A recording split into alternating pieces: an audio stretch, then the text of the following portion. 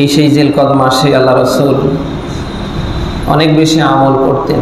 বিশেষ করে জিলকদ মাস পাওয়ার পরে আল্লাহ রাসূল বেশি বেশি করে নফল রোজা রাখতেন এবং তিনি বিশেষ করে জিলকদের 1 তারিখ, 10 তারিখ, 20 তারিখ, 29, 30 এই তারিখগুলো বেশি গুরুত্ব দিয়ে রোজা রাখতেন এবং আল্লাহ রাসূল জিলকদ মাস পাওয়ার পরে বেশি বেশি করে নফল নামাজ আদায় করতেন, জিকির আজকার করতেন, তাসবিহ তাহলিল বেশি থেকে বেশি পাঠ করতেন।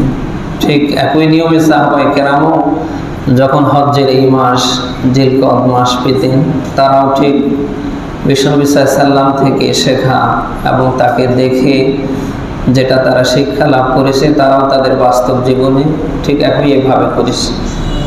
এই জন্য জিলকদ মাসে আমাদের প্রত্যেকের কাজ হবে বেশি বেশি করে নফল ইবাদত বান্দেগিগুলো করা। পারবো না ইনশাআল্লাহ? আল্লাহ যেন আমাদের দান করে, বলেন আমিন। আমরা সকলে জানি পবিত্র জিলকদ মাসে ঐতিহাসিক কিছু ঘটনা আছে। তার ভিতরে 1 নম্বরে এই সেই জিলকদ মাসে হুদায়বিয়ার সন্ধি সংগঠিত হয়। দ্বিতীয়ত জিলকদ মাসে মুসলমানদের জন্য জীবনে যে একবার হজ ফরজ, এই বিধানটাও কিন্তু এই জিলকদ মাসে আসে। এরপর ইব্রাহিম আলাইহিস সালাম এবং হযরত ঈসা আলাইহিস সালাম এই জিলকদ মাসে জন্মগ্রহণ করেন এবং পবিত্র কাবা শরীফ এর যে ভিত্তি প্রস্তর স্থাপন সেটাই সেই জিলকদ মাসেই অনুষ্ঠিত হয়। এরপরে আমাদের নবী বিশ্বনবী মুহাম্মদ রাসূলুল্লাহ সাল্লাল্লাহু আলাইহি সাল্লাম তিনি সর্বপ্রথম উমরা করেছেন, জীবনে সর্বপ্রথম উমরা করেছেন এই সেই মাস জিলকদ মাসে। এছাড়াও আরও অনেক আমল আছে।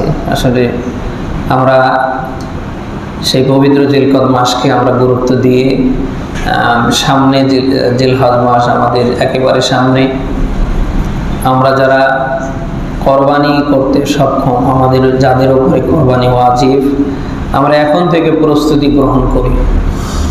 আমরা যেন কোরবানি করতে পারি আল্লাহ তাআলার রাজি এবং খুশির জন্য, এবং কোরবানির যে পশু আমরা ক্রয় করব এটা যেন কোনো লোক দেখানো না হয়, এর ভেতরে যেন কোনো লৌকিকতা না থাকে এবং এর অর্থ যেন হালাল হালাল পন্থা হয়।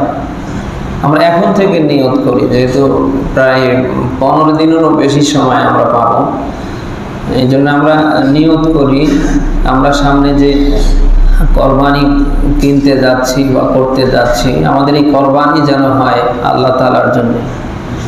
এর ভেতরে যেন কোনো লৌকিকতা, লোক দেখানো, কোনো ধরনের কোনো কিছু যেন না থাকে, এমন নিয়ত আমরা সবাই করতে পারি না?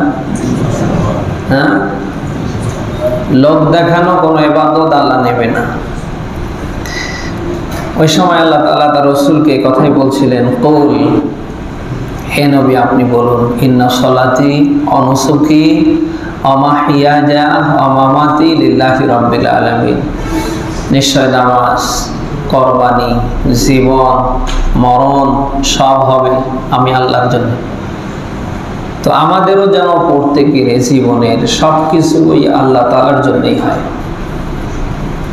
আমরা দুনিয়ায় যদি আল্লাহ তাআলার জন্য সব কিছু করতে পারি, তিনি অবশ্যই আমাদের প্রতিদান দেবেন।